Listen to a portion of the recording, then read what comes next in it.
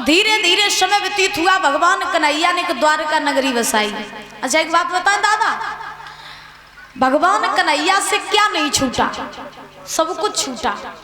भगवान ने जब अवतार लिया तो अवतार लिया मथुरा की जेल में, और मथुरा की जेल में अवतार लेकर के भगवान मथुरा में भी नहीं रहे, और महाराज रात ही रात पहुंच गए गोकुल में।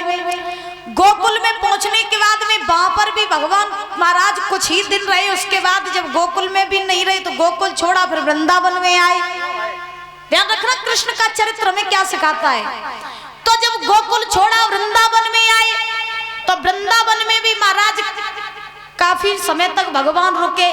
तो रुकने के बाद में भगवान को वृंदावन भी छोड़ना पड़ा, फिर पुनः मथुरा में आए। वृंदावन भी छूटा महाराज, फिर मथुरा में आए। मथुरा में आने के बाद में जब भगवान मथुरा में भी कई दिनों तक रहे, उसके बाद में महाराज भगवान ने समुद्र के अंदर नगरी द्वारका बसा ली। यानी भगवान से मथुरा नगरी छूटी, गोकुल छूटा, वृंदावन छूटा, द्वारका में भगवान रहे। फिर जब द्वारका में भी बहुत दिन तक रहे, तब भगवान ने जब पूरी लीलाएं कर दी, तब बैकुंठ को चले गए। भगवान से सब कुछ छूटा। ऐसी बात नहीं है कि भगवान ने कष्ट ना झेले हो, भगवान ने दुख ना झेले हो, भगवान ने बहुत दुख झेले और भगवान से भी बहुत कुछ छूटा, लेकिन एक चीज नहीं छूटी, वो थी चेहरे की हंसी, वो थी चेहरे की मुस्कान। और ध्यान रखना, जिंदगी में सब कुछ चला जाए, कभी रो करके मत बैठना। ये बात मेरी गांठ बांध लेना। जीवन में सब कुछ छूट जाए, कभी रोना नहीं, क्योंकि ध्यान रखना अगर आप रो के ही सब काम करोगे तो रोने से अक्सर काम बिगड़ जाते हैं। और अगर आप मुसीबत में भी हंसते रहोगे ना, तो महाराज आपके हर काम सफल हो जाएंगे। जिंदगी में आपके पास कुछ हो या ना हो, लेकिन चेहरे की हंसी नहीं जानी चाहिए। जिंदगी में इतने खुश रहो, इतने खुश रहो, इतने मुस्कुराओ कि लोग भी सोचने लगे कि ये खुश है तो है किस बात पे।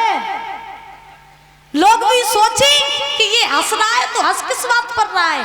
इतने जिंदगी में खुश रहना सीखो। देखिए दुनिया में रुला तो हर कोई सकता है, लेकिन हंसाने वाले मैया बहुत कम मिलते हैं। ध्यान रखना, आपको रुलाने वाले कदम कदम पर मिल जाएंगे, लेकिन हंसाने वाले बड़े ही मुश्किल से मिलते हैं। आपके ऊपर दुख आ जाते हैं तो महाराज आप पड़ोसी से जाके दुख ना रोए दे कि बहना मेरे ऊपर ऐसे वैसे दुख आई हो। ध्यान रखना, आपके दुख में कोई रोने के लिए नहीं बैठा है मेरी माँ। लोग तो इसीलिए बैठे हैं कि कब आपके ऊपर दुख आए और कब हम आपके दुखों का मजाक बनाएं। लोग आपके दुख में रोने के लिए नहीं बैठे, बल्कि आपके दुखों का मजाक बनाने के लिए बैठे हैं। इसीलिए दुख भी हुआ करे या सुख हुआ करे, हंसते रहा करो। ठीक, चेहरे से कभी हंसी नहीं जानी चाहिए। सब कुछ छूट जाए, कभी गम मत करो, कभी रोना नहीं चाहिए, हमेशा हंसते रहना चाहिए। जितना आप हंस के काम करोगे उतना ही जिंदगी जीने में आनंद आएगा। बोलिए गोविंद भगवान की। आइए ताली बजा करके बोलेंगे बड़े भाव से, उसके बाद कथा में प्रवेश करेंगे।